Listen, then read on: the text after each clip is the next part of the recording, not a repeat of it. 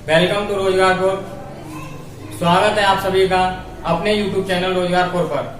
मैं यशवंत सिंह अगेन आपके लिए मैंने आपकी पिछली वीडियो में आपका नंबर सिस्टम फिनिश कर दिया था। उसमें भी कुछ ऐसे टॉपिक हैं जो मैंने कंप्लीट नहीं किए हैं। वो मैंने इसलिए नहीं किए क्योंकि वो आपके इम्पोर्टेंट वेज में नहीं रहते हैं। जो इम्पोर्टेंट टॉपिक है वो मैं आपके क्लियर कर चुका हूँ। अगला चैप्टर मैंने आपका लिया है फ्रैक्शन, जिसे आप हिंदी में कहते हैं भिन्न। क्या कहते हैं हिंदी में? भिन्न। ये दिया हुआ चैप्टर इसे इंग्लिश में क्या कहते हैं? फ्रैक्शन। ठीक है, तो फ्रैक्शन होता क्या है पहले इसे जान लेते हैं। फ्रैक्शन होता क्या है? भिन्न एक ऐसी इकाई है, मैं आपको इकाई का बता चुका हूं, तो आपको इसमें कोई प्रॉब्लम नहीं आनी चाहिए। इकाई क्या होती है? ठीक, भिन्न एक ऐसी इकाई है जो कुल भाग, क्या लिखा हुआ है? कुल भाग। इस पे विशेष ध्यान देना है। कुल भाग के किसी एक भाग को अभिव्यक्त करती है। क्या करती है? कुल भाग के किसी एक भाग को। समझ रहे हैं बात? कुल भाग, जैसे मान लीजिए मैं ये एक डायग्राम बना देता हूं आपका। इसमें यदि मैं इस तरीके से इसे ये बनाया मैंने, तो इसमें कुल भाग आपका ये पूरा क्या भाग है? ये टोटल भाग है। ये आपका टोटल भाग है।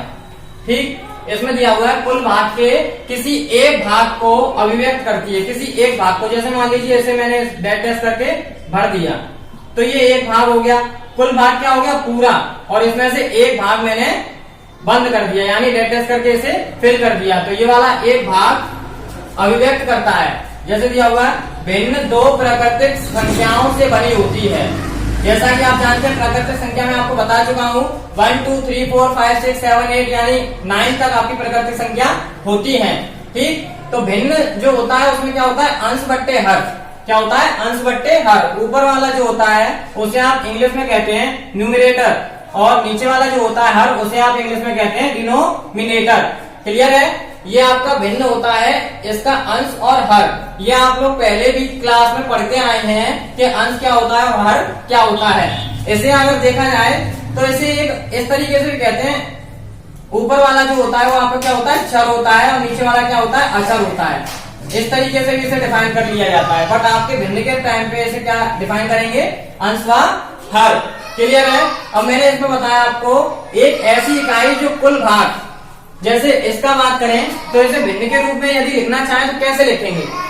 ऐसे भिन्न के रूप में यदि लिखना चाहें तो किस तरीके से लिखेंगे? देखिए, आपको कुल भाग 1 2 3 4 5 6 7 8, कुल भाग कितना है? 8 का है। कितना है? 8 का है कुल भाग। और उसका जो कुल भाग का किसी एक भाग को, तो ये कितना भाग है? ये वाला जो मैंने फिल किया हुआ है ये कितना है? 1। तो ये आपका ऊपर आ जाता है, यानी जो आपका अंश है वो तो भरा हुआ भाग होता है, और हर में क्या आता है? टोटल भाग आता है। क्या आता है? टोटल भाग आता है। इस तरीके से आपका भिन्न लिखा जाता है, यानी भिन्न इस तरीके से आपकी बनाई जाती है, जिसमें ऊपर वाला भाग क्या हो जाता है? अंश, और नीचे वाला भाग क्या हो जाता है? हर हो जाता है। क्या हो जाता है? हर हो जाता है। क्लियर है? आगे देखिए, भिन्न कई प्रकार की होती हैं। जो भिन्न है मतलब टाइप्स है भिन्न के, वो भी आप जान लीजिए। मैंने आप लोगों को बताया है कि मैं आप लोगों को शून्य से लेकर के चलूंगा, जैसा कि मैं शून्य से ही आपको लेकर के चल रहा हूं। मैंने पिछली वाली अपनी वीडियोस में मैंने आपको सभी डेफिनेशंस अच्छे से सिखाई थी, और उसमें कुछ डेफिनेशंस, एक भी डेफिनेशन मैंने नहीं रहने दी। इसी तरीके से भिन्न का जो टॉपिक है इसमें भी मैं एक भी डेफिनेशन आपकी नहीं रहने दूंगा। और ये मान लीजिए ये वाला टॉपिक जो आपका है वो बैंक के लिए बेहद इंपोर्टेंट टॉपिक है। किसके लिए? बैंक के लिए बहुत ही इंपोर्टेंट है। बैंक में इस प्रकार के क्वेश्चन आपके लिए पूछे जाते हैं, बैंक पीओ के लिए, है ना, या फिर क्लर्क के लिए, तो इसके लिए ये वाले क्वेश्चन आपके पूछे जाते हैं। आगे देखिए, भिन्न कई प्रकार की होती है। कौन कौन सी होती है? पहले नंबर पे होती है आपकी साधारण भिन्न या सम भिन्न या उचित भिन्न। कौन सी होती है? साधारण भिन्न, सम भिन्न या उचित भिन्न। इस साधारण भिन्न को हम सम भिन्न भी कह सकते हैं। सम मैंने आपको बताया था ऑड एंड इवन, है ना, तो ये इवन हो गया। उचित भिन्न भी कहते हैं। क्या कहते हैं? उचित भिन्न भी कहते हैं। इसे इंग्लिश में क्या कहते हैं? Proper fraction. क्या कहते हैं? Proper fraction. जिस भिन्न में अंश हर के से छोटा हो, क्या हो? अंश हर से छोटा हो, तो वह सम भिन्न या साधारण भिन्न कहलाती है। क्या दिया हुआ है? यदि अंश हर से छोटा हो, समझ रहे हैं बात? आप अंश जो है वो हर से क्या हो? छोटा हो। जैसे ये वाला एग्जांपल मैंने लिया हुआ है अंश जो है वो हर से कितना है, छोटा है। अंश क्या है, हर से छोटा है। तो वही बताया इसमें कि अंश हर से छोटा हो तो वह समभिन्न या साधारण भिन्न कहलाती है। एग्जाम्पल दिया हुआ है, जैसे देखिए एग्जाम्पल है 1/3, यानी आपका हर जो है वो कितना है, 3 है, और अंश है वो कितना है, 1 है, यानी 1 से जो है 3 आपका बड़ा है, तो अंश कैसा हो गया, छोटा हो गया इससे। ऐसे ही आपका अंश और हर ये दिया हुआ है 4/11, तो इसमें भी आपका 4 जो है वो छोटा है और 11 आपका क्या है, बड़ा है। ऐसे आप देख करके तुरंत आप पहचान जाएंगे कि ये कौन सी भिन्न है। यदि इस तरीके से आपका क्वेश्चन आ जाए 1/3 कौन सी भिन्न है, तो आप क्या लिखोगे, 1/3 आपकी सम भिन्न है। कौन सी भिन्न है, ये वाली भिन्न है, साधारण भिन्न है। कौन सी भिन्न है, साधारण या सम भिन्न है, ठीक। या फिर उचित भिन्न भी हो सकता है, आपके ऑप्शन में उचित भिन्न दिया हो, सम भिन्न ना दिया हो, साधारण भिन्न ना दिया हो, तो आप उचित भिन्न पे टिक लगा सकते हैं। यदि आपके ऑप्शन में सम भिन्न दिया हो, उचित भिन्न ना हो और साधारण भिन्न ना हो, सम भिन्न पे आप टिक लगा सकते हैं। इस प्रकार से आपका ये वाला क्वेश्चन हल हो जाएगा।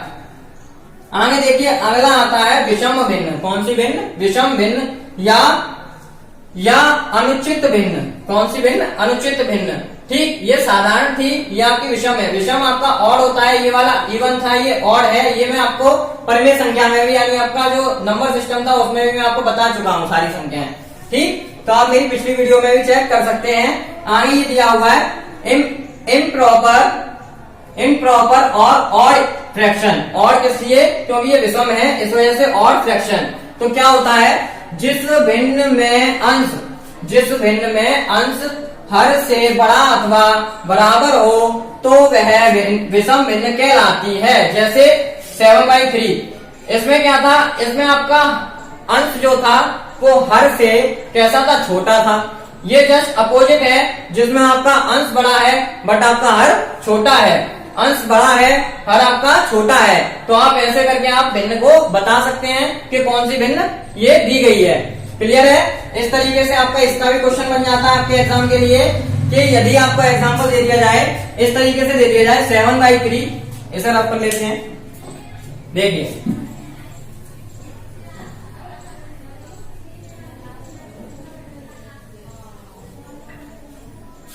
यदि मैं आपको दे दूं 7/3, 4/3, 2/1 या 3/1, 4/1 या 2, इस तरीके से मैंने ये दे दिया, ठीक। इस तरीके से क्वेश्चन दे दिया। अब इसमें ये आपके ऑप्शन दिए हुए, पहला ऑप्शन, दूसरा ऑप्शन और तीसरा ऑप्शन। अब मैं आपसे क्वेश्चन पूछ लूं कि इन सभी ऑप्शनों में से आपकी विषम भिन्न कौन सी है, कौन सी है विषम भिन्न, कौन सी है, तो आप कैसे बताएंगे। देखिए विषम भिन्न में हमने अभी पढ़ा है, जिस भिन्न के अंश हर से बड़ा हो, अंश क्या हो, हर से बड़ा हो या अथवा बराबर हो, तो अंश जो है वो हर से कैसा होगा, बड़ा होगा। अंश आपका हर से बड़ा है, अंश आपका हर से बड़ा है, अंश आपका हर से बड़ा है। इस कंडीशन में क्या बन जाता है, वो आपका विषम भिन्न बन जाती है। ये आपके एग्जाम्पल हो, इस तरीके से आपका ये विषम भिन्न बन जाती है। आगे देखिए, आगे आपकी आती है मिश्र भिन्न। कौन सी आती है, मिश्र भिन्न। वैसे तो आप लोग पिछली कक्षाओं में ही पढ़ के आ चुके हैं, बट इस समय मैं जो आपको पढ़ा रहा हूँ, इस टाइम पे मैं आपकी सारी भिन्न को पढ़ा रहा हूँ। पहले आप एक आध दो भिन्न को पढ़ के आए, बट आपको ये नहीं पता रहता था कि ये कौन सी भिन्न है। लेकिन अब इस टॉपिक को आप क्लियर तरीके से पढ़ सकते हैं, यानी मैं आपको पढ़ाऊंगा तो आप इसे सीख जाएंगे कि ये किस प्रकार की या कौन सी भिन्न है, देख करके आप बता सकते हैं। आगे दिया हुआ है मिश्र भिन्न। कौन सी भिन्न है, मिश्र भिन्न, यानी ये मिश्रण हो गया एक तरीके से, मिक्स्ड फ्रैक्शन कहते हैं इनसे इंग्लिश में। जब कोई भिन्न पूर्णांक संख्या, ठीक, जब कोई भिन्न पूर्णांक संख्या, यानी पूर्णांक संख्या भी मैं आपको बता चुका हूं, प्लस का 1, माइनस का 1, प्लस का 2, माइनस का 2, प्लस का 3, माइनस का 3, यानी प्लस की संख्याएं और माइनस की संख्याएं मिलकर के आपका क्या बन जाता है, पूर्णांक बन जाता है। क्या बन जाता है, पूर्णांक बन जाता है। और साधारण भिन्न को मिलाकर, किसे, साधारण भिन्न को मिलाकर, साधारण भिन्न कौन सी थी अभी ऊपर पड़ी, साधारण भिन्न मिलाकर, क्लियर है, साधारण भिन्न मिलाकर लिखी जाती है, तब वह मिश्र भिन्न कहलाती है। यानी साधारण भिन्न प्लस आपका पूर्णांक मिलाकर के लिखा जाएगा, तो वो लिखा जाएगा तो उसे क्या कहेंगे हम लोग, मिश्र भिन्न कहेंगे। क्या कहेंगे, मिश्र भिन्न कहेंगे। जैसे एग्जांपल दिया हुआ है 3 सही 1/4। तो इसे हम इस प्रकार से भी लिख सकते हैं 3 सही 1/4। इसे हम इस तरीके से भी लिख सकते हैं और इस तरीके से भी लिख सकते हैं, क्योंकि 3 चौक 12 और 1 13/4 हो जाता है। इस तरीके से इसे आप चेंज कर सकते हैं और इस तरीके से इसे भी लिख सकते हैं। जैसे इसे क्या लिखेंगे 8 + 1/5। इस नंबर को इस प्रकार से भी लिख सकते हैं। यदि इसको आप सॉल्व करोगे तो यही डिजिट आ जाएगी और इसे सॉल्व करोगे तो वही डिजिट आएगी। दोनों एक दूसरे के बराबर होते हैं, यानी इस प्रकार से इसे लिख सकते हैं। मैंने अभी आपको बताया कि पूर्णांक साधारण भिन्न, साधारण भिन्न में आपका क्या था साधारण भिन्न, तो साधारण भिन्न ये हो गई इस तरीके से। और ये पूर्णांक संख्याएं भी है, इसमें पूर्णांक भी है, प्लस का भी है, माइनस का भी हो सकता है। इस तरीके से लिखा गया क्या कहलाता है आपका मिश्र भिन्न कहलाती है। क्या कहलाती है मिश्र भिन्न कहलाती है। आगे देखिए अगली आती है आपकी सम्मिश्र भिन्न। कौन सी भिन्न सम्मिश्र भिन्न। सम्मिश्र भिन्न क्या होती है जब किसी भिन्न में अंश और हर अलग अलग भिन्न हो तो सम्मिश्र भिन्न कहलाती है। अंश व हर कैसे हो अलग अलग भिन्न हो तो क्या कहलाती है आपकी सम्मिश्र भिन्न कहलाती है। जैसे दिया हुआ है एग्जांपल में अंश व हर अलग अलग 3/5 7/8 ये अलग है इससे, ये अलग है इससे। जब ये एक दूसरे के बट्टे में दिए हो तो वो क्या कहलाती है आपकी मिश्र भिन्न कहलाती है, यानी आपकी ये वाली कहलाती है सम्मिश्र भिन्न कहलाती है। कौन सी कहलाती है सम्मिश्र भिन्न कहलाती है। जैसे ये दिया हुआ 2/3 3/5 तो क्या हुआ इसमें जब किसी भिन्न में अंश और हर अलग अलग भिन्न हो तो सम्मिश्र भिन्न कहलाती है। अंश व हर कैसे हो अलग अलग हो, अंश और हर अलग अलग हो तो क्या कहलाएगी आपकी सम्मिश्र भिन्न कहलाएगी। क्लियर है। इस तरीके से आपकी भिन्न हो जाती है। आगे दिया हुआ इकाई भिन्न। कौन सी भिन्न इकाई भिन्न यूनिट डिजिट, यानी यूनिट डिजिट पे भी मैं कई बार आपको बता चुका हूँ यूनिट डिजिट के बारे में। अब दिया हुआ इकाई भिन्न तो एक यूनिट फ्रैक्शन। ये क्या होता है देखिए जिस भिन्न का अंश 1 हो, जिस भिन्न का अंश 1 हो तो वह इकाई भिन्न कहलाती है। जिस भिन्न का अंश कैसा हो 1 हो, क्या हो 1 हो तो वो क्या कहलाती है आपकी वो आपकी भिन्न कहलाती है। कौन सी भिन्न कहलाती है इकाई भिन्न कहलाती है। इसका अंश कैसा हो 1 हो। जैसे एग्जांपल दिया हुआ है 1/1 1/2 1/3 यानी 1/3 1/4 इस तरीके से आपका क्या होगा तो वो क्या कहलाएगी आपकी इकाई भिन्न कहलाएगी। क्या कहलाएगी इकाई भिन्न कहलाएगी। यानी कि आपको ये इसके जो अंश है वो हमेशा 1 होगा। क्या होगा हमेशा 1 होगा। और नीचे कोई भी आपका कोई भी परिमेय संख्या हो सकती है, यानी 1 2 3 4 कोई भी परिमेय संख्या हो सकती है। ऊपर क्या होगा लेकिन 1 होगा तो आपका कौन सा होगा इकाई भिन्न होगी। कौन सी भिन्न होगी इकाई भिन्न होगी। आपके क्वेश्चन भी इसी प्रकार से पूछ लिए जाते हैं। जैसे इसे आप रफ कर देते हैं।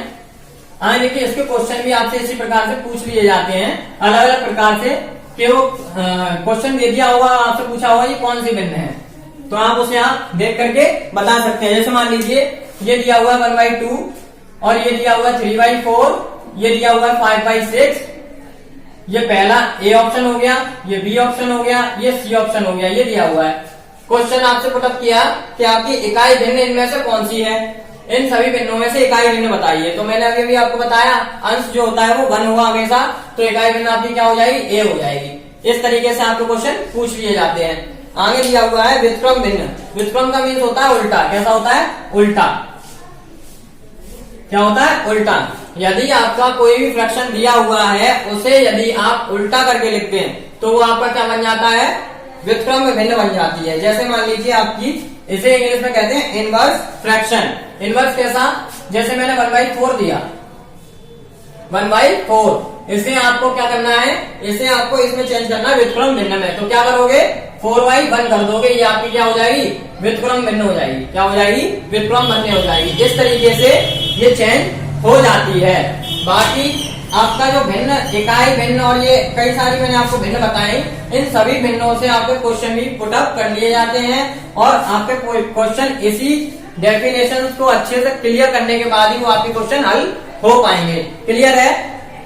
आगे मैं आपको अगली अपनी क्लास में भिन्न के और भी कुछ डेफिनेशन है वो और साथ में इसके न्यूमेरिकल यानी अगली क्लास में इसके न्यूमेरिकल यानी सवाल और इसके कुछ टॉपिक हैं यानी कुछ और डेफिनेशन है वो सभी कराऊंगा। आज की क्लास को ये विराम देते हैं। कल के लिए आप वेट कीजिए और कल मैं आपको इस टॉपिक का और भी कई सारे टॉपिक क्लियर कर दूंगा। बाकी का आपका जो पहले की क्लास थी यानी आपका नंबर सिस्टम था, नंबर सिस्टम जो मैंने आपको कराया था उसके अंतर्गत आपको यदि कोई भी प्रॉब्लम आती है तो आप इस नंबर पर